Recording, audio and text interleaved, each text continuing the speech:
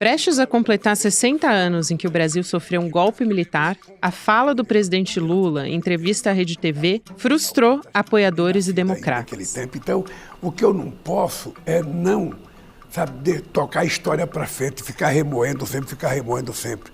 Ou seja, essa é uma parte da história do Brasil, que a gente ainda não tem todas as informações, porque tem gente desaparecida ainda, porque tem gente que isso pode se apurar, mas eu, sinceramente, eu não vou ficar me remoendo e eu vou tentar tocar esse país. Depois de 4 anos, com Bolsonaro no poder, frequentemente flertando com o autoritarismo, a expectativa era de que o novo presidente frisasse para a população a importância de não esquecer o que aconteceu na ditadura. O Ministério dos Direitos Humanos cancelou o ato em memória dos 60 anos do golpe por determinação de Lula. A cerimônia estava prevista para acontecer no Museu da República e a ideia era exaltar a luta de militantes e perseguidos pelo regime militar. Depois de ter sofrido uma tentativa de golpe por parte de Bolsonaro, ministros dele e militares em janeiro do ano passado, Lula parece estar agora fazendo média com as Forças Armadas. Terça-feira, 19 de março de 2024.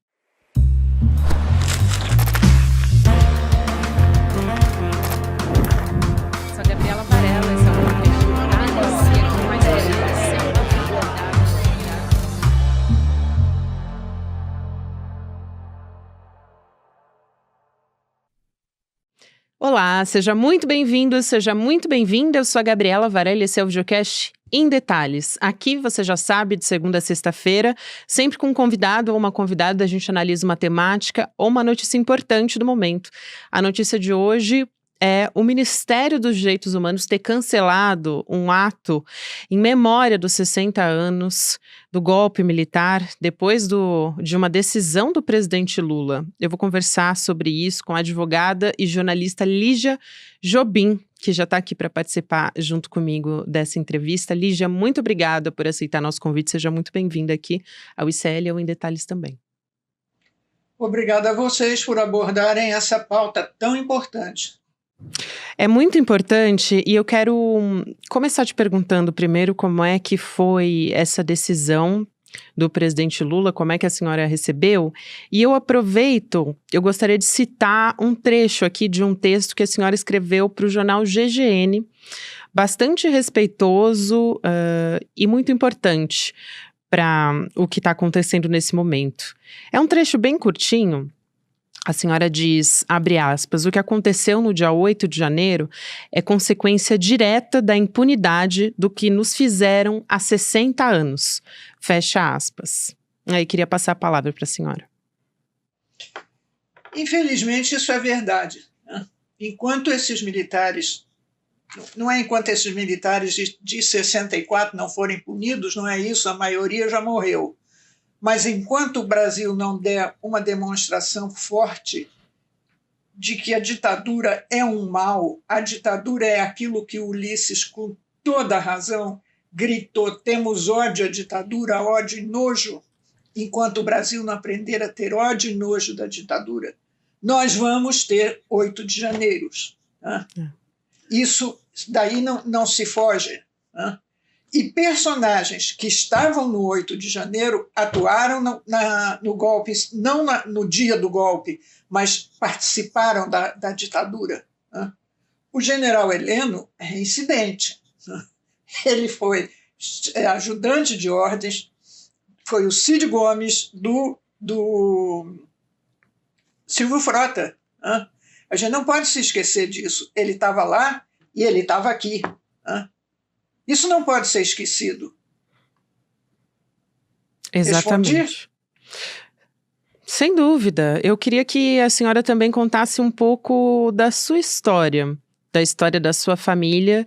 Acho que talvez muitas pessoas que nos acompanham aqui não saibam que o pai da senhora foi barbaramente torturado durante o período da ditadura.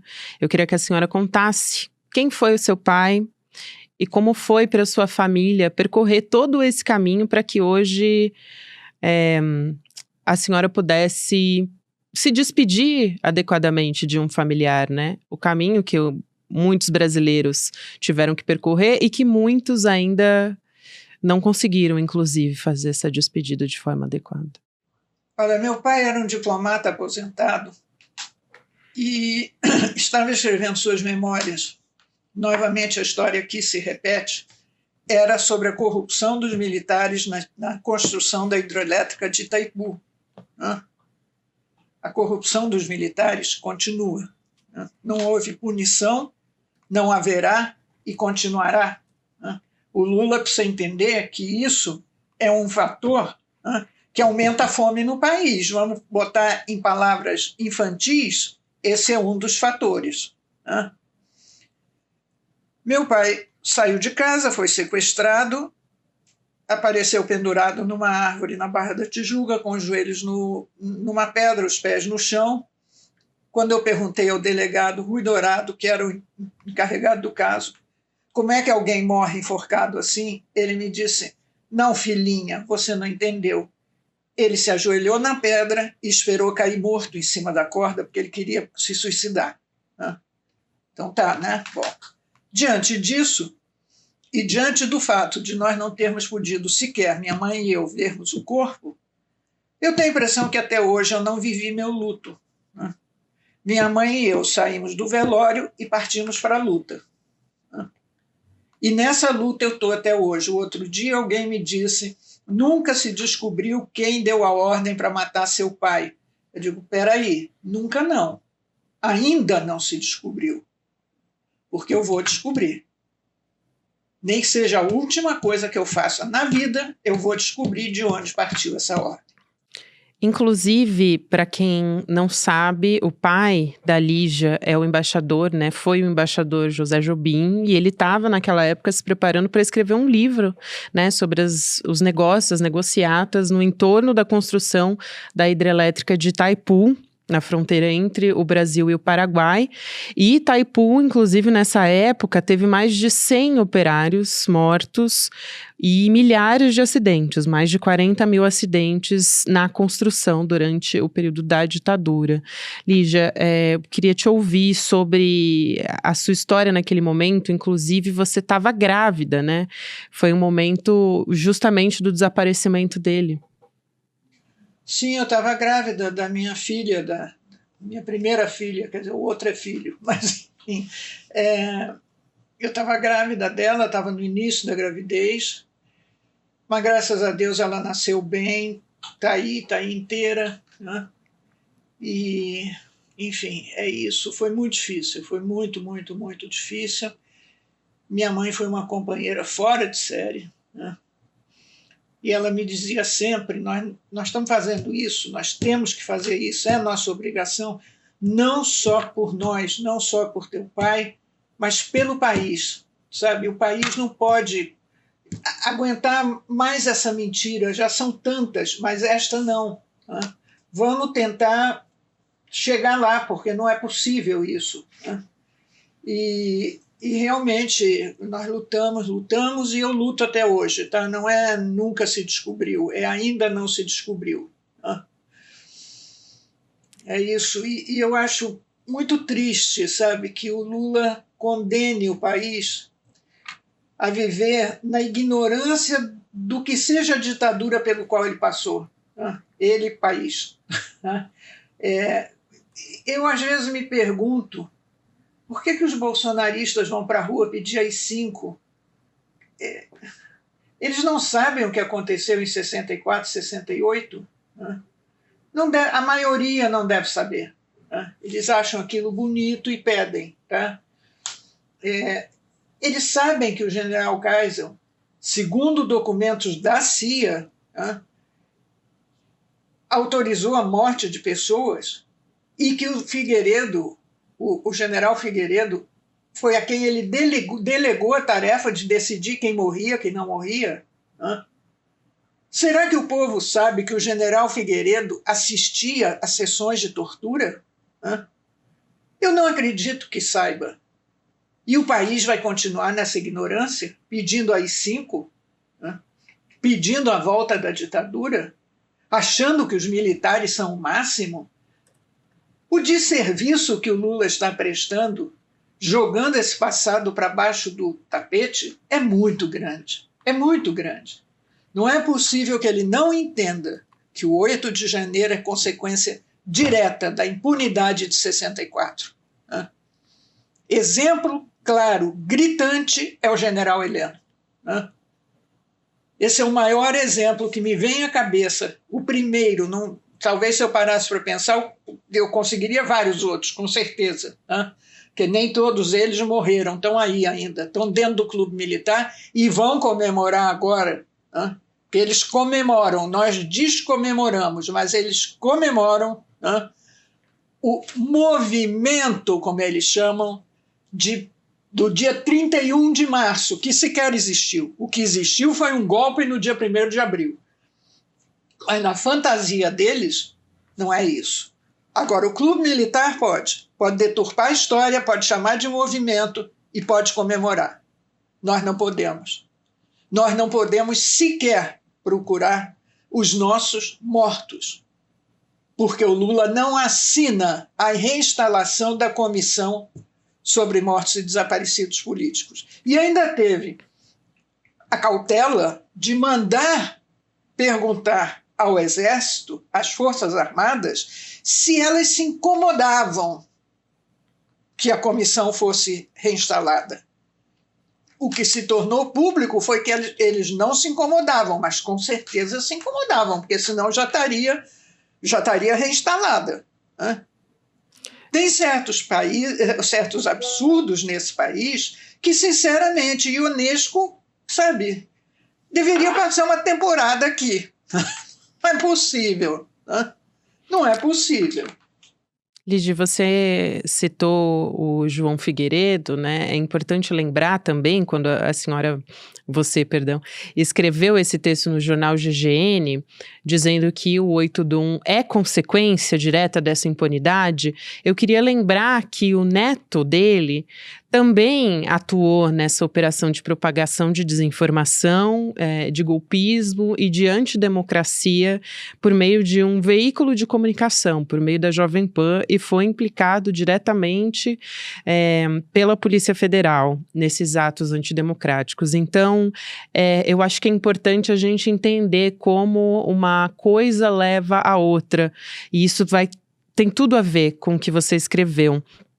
Eu queria aproveitar que você falou sobre a comissão e sobre a instalação, né? A ex-presidente Dilma Rousseff, ela foi a responsável pela instalação da Comissão da Verdade. Eu queria te ouvir a respeito disso, se de alguma forma você acha que a Dilma enfrentou algum tipo de desgaste por conta desse ato corajoso, inclusive, dela, de instalar a comissão, e necessário, e ao mesmo tempo a gente tem um decreto pronto para reinstalar, né, para reativar a comissão, mas não foi levado adiante até hoje.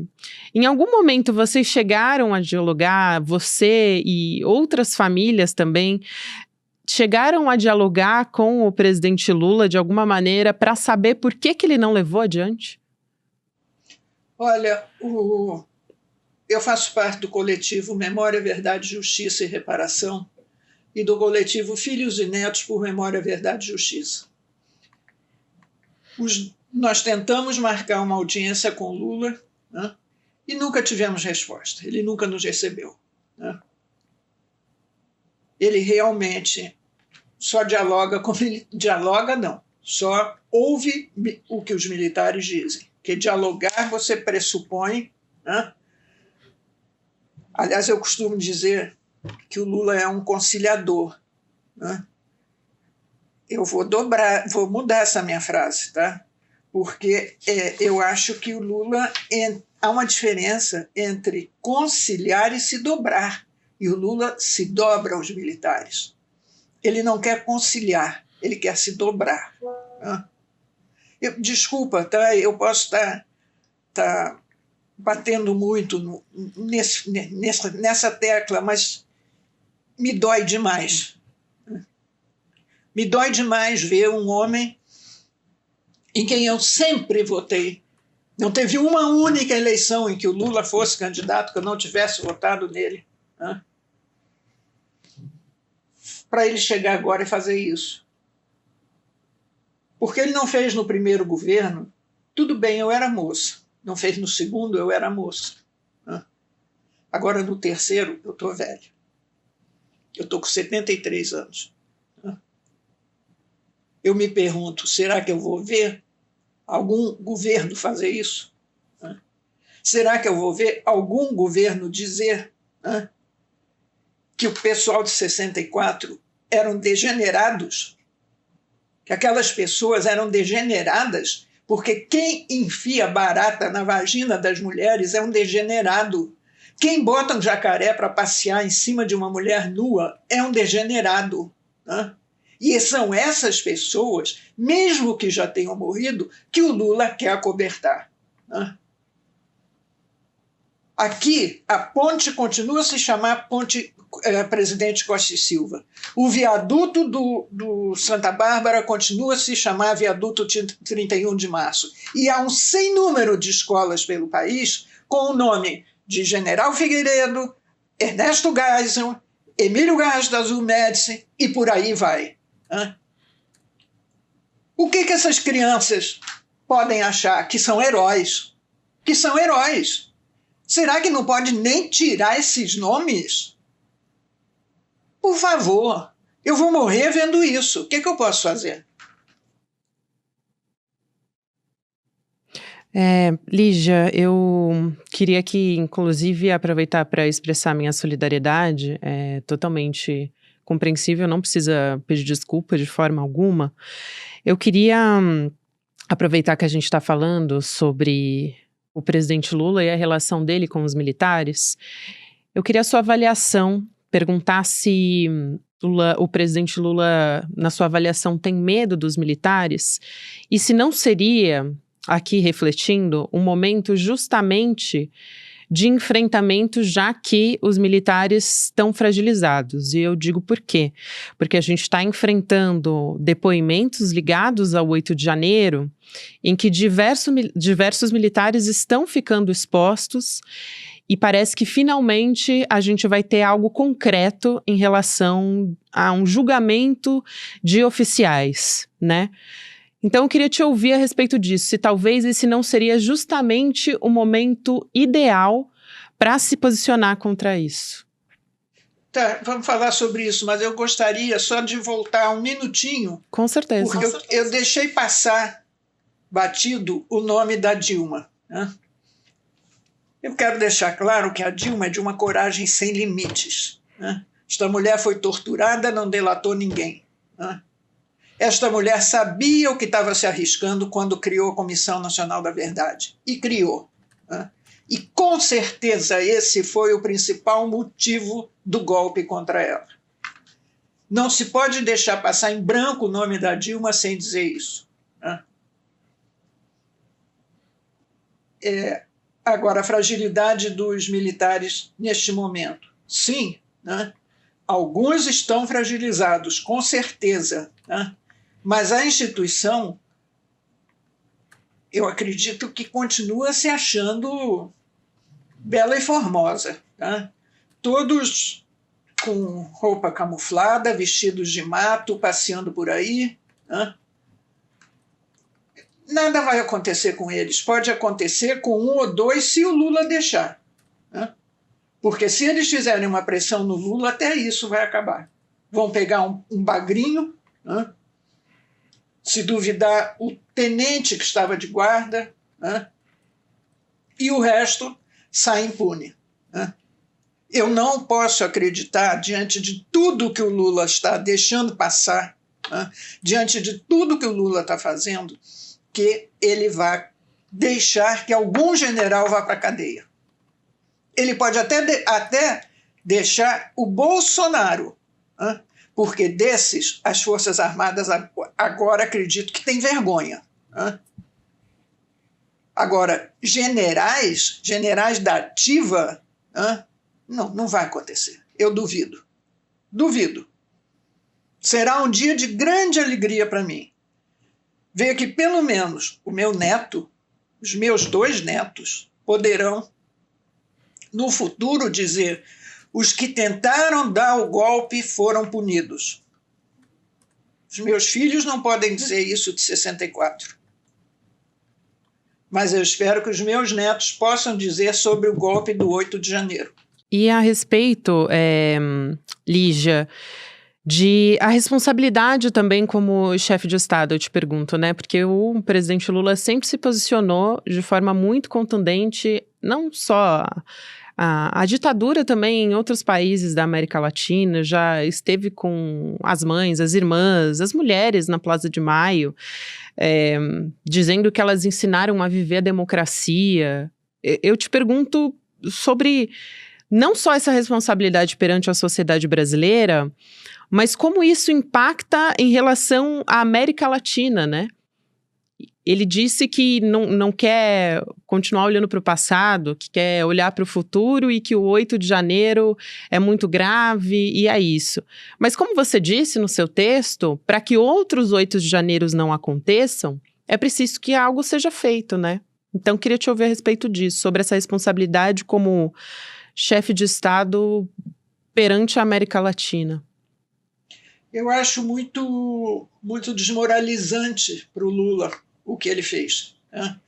Porque isso está correndo nos jornais na Argentina, no Uruguai, no Chile. É lógico que isso está correndo, né? Eu não consigo ver o Petro fazendo uma coisa dessas, se ele tivesse que fazer, né? Não consigo ver. Então, eu acho que o Lula está desmoralizando o Brasil perante os outros países da América Latina, da América do Sul, que sofreram golpes, né? O Uruguai fez o seu dever de casa, a Argentina fez o seu dever de casa e nós não, né? O Lula continua a se recusar, né? Quem começou a fazer foi a Dilma. Teria que ter sido dado continuidade. O nome dos perpetradores estão lá no relatório da Comissão Nacional da Verdade, né? É só ir atrás, é só tirar aqueles nomes das fachadas das escolas. Sabe, não precisa botar na prisão, não. Bota na prisão quem está vivo, quem tem provas concretas, aí sim vai preso, mas o resto, por favor, alguma coisa nós queremos. E deixem aqueles que não conseguiram enterrar os seus mortos continuarem a procurar os seus mortos, né? Isso é uma coisa de uma seriedade absoluta. Se eu não me conformo de não ter podido ver o corpo do meu pai, mas eu vi o caixão, eu enterrei o caixão, né? Imagina só quem não teve nada para enterrar, né? Isso é cruel, presidente. Agora eu estou falando com o senhor. Isso é cruel, né? Por que o senhor está fazendo essa crueldade com o país? Por quê? Eu não consigo entender. Agora, o senhor pode ficar tranquilo. Nós não vamos desestabilizá-lo, né? Não vamos. A situação desse país é muito séria, até por atitudes como essas suas. Nós chegamos a esse ponto que nós chegamos, né? E nós não vamos desestabilizá-lo. Porque nós não queremos, né, a volta de um Bolsonaro, que hoje em dia chama Tarcísio, que amanhã pode chamar outra coisa, tá? Nós não queremos essa volta, então nós vamos continuar a lhe dar apoio, né? Agora, como o senhor pediu que nós tínhamos que ir para a rua, o senhor pediu, tem que ir para a rua.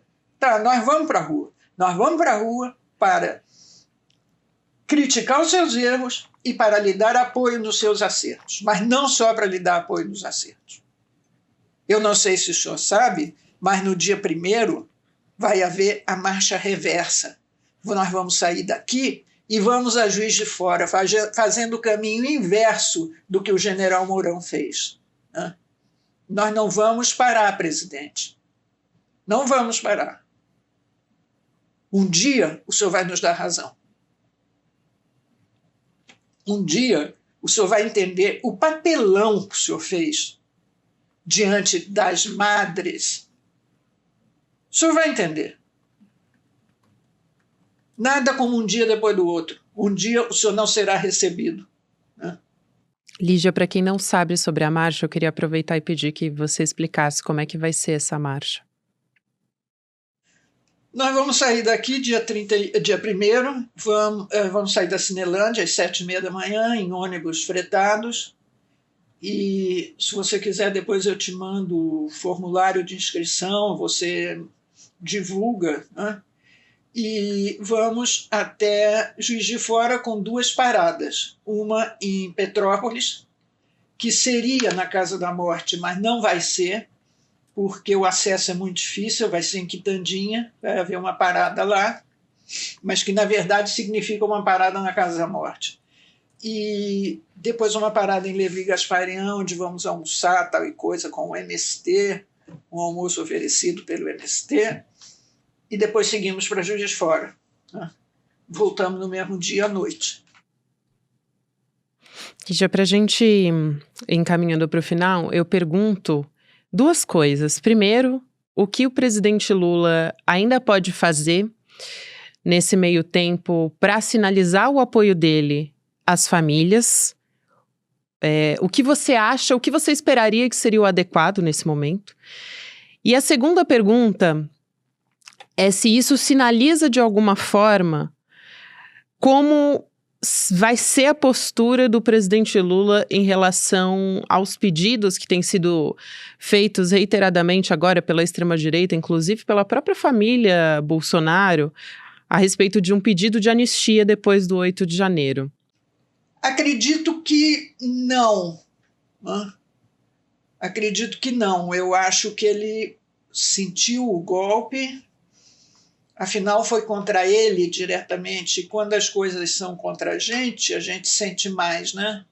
Então, ali era contra ele diretamente. Apesar de que eu já vi, eu não cheguei a ler até o fim, mas parece que ele disse que não quer que o Moro seja caçado. Ele é um São Francisco, né? Perdoa tudo, enfim, né? Mas não acredito que haja, da parte dele, um movimento para a anistia do 8 de janeiro. Eu acho que ele vai ficar quieto, ele vai se omitir, né? Ele vai se omitir, né? Uma coisa que eu queria acrescentar aqui, antes de responder a outra pergunta, é o seguinte: é muito importante para que esta questão seja resolvida, né? Para que seja de uma vez colocado um divisor de águas nisso, né? Isso está certo, isso está errado, né? É muito importante que o Supremo reinterprete a lei de anistia, né? E acabe com essa interpretação errônea, errada, ridícula, de que a tortura e o assassinato foram crimes conexos, né, aos crimes dos que militavam contra a ditadura, né? Não há conexão criminal nesse ponto, né? Então, é preciso que o Supremo reinterprete imediatamente essa lei. Essa pauta é muito importante, né? Mas existem 2 ações para isso. Uma está em fase de recurso com o ministro Dias Toffoli. E outra, proposta pelo PSOL em 2014, né, está com o ministro Luiz Fux.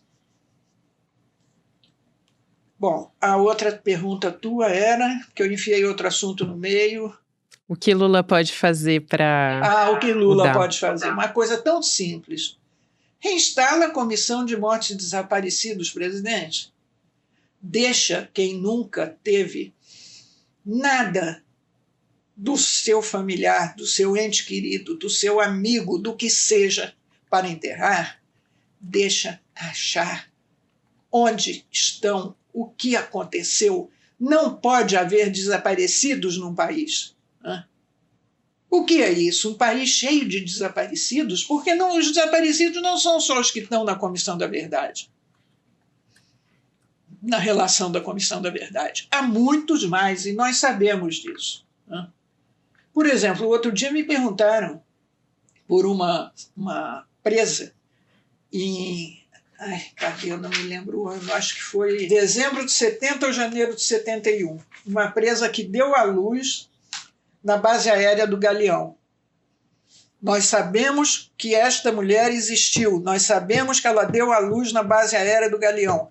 Nunca se soube o nome dela, nunca se soube se morreu, se foi solta, nem coisa nenhuma. Né? As pessoas chegavam à noitinha, eram torturadas durante a noite, morriam de madrugada e de manhã eram desaparecidas. Né? Nós precisamos saber o nome desta senhora. Se estiver viva, é uma senhora. Né? Precisamos localizar a filha dessa senhora. Né? Presidente, dá uma mãozinha, tá? Reinstala a Comissão de Mortos e Desaparecidos. Nós vamos continuar a lhe dar apoio, mas nos apoia também, tá? Lígia, eu quero te agradecer imensamente pela sua fala, por essa conversa, me solidarizar, como sempre, e dizer que todos nós, como sociedade, a gente precisa dessa resposta.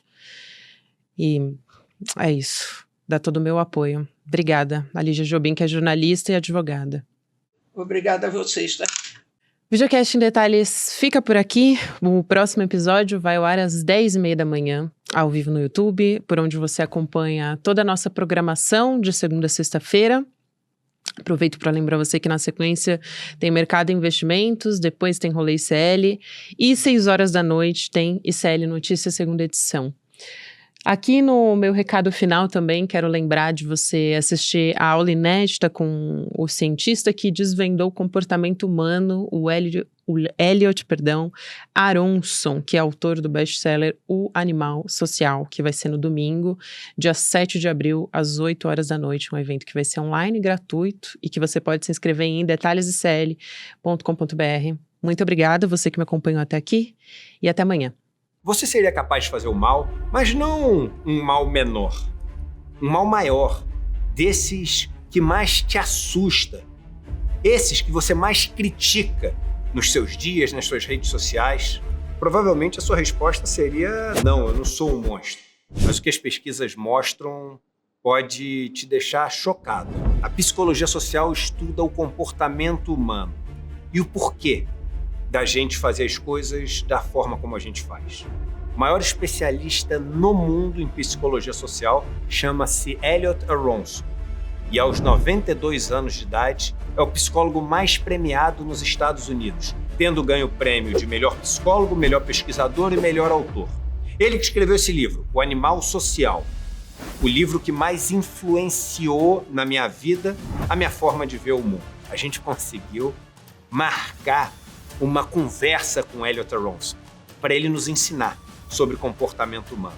E a melhor notícia é que essa conversa é aberta, gratuita, para todo mundo poder participar. Vai acontecer no dia 7 de abril, um domingo às 8h da noite. Para você participar, é só clicar no botão Saiba Mais aqui. Aproveite e chame todo mundo que você conhece para participar. Elliot Aronson, falando com a gente aqui no Brasil sobre esse tema tão importante. É agora ou nunca, irmão.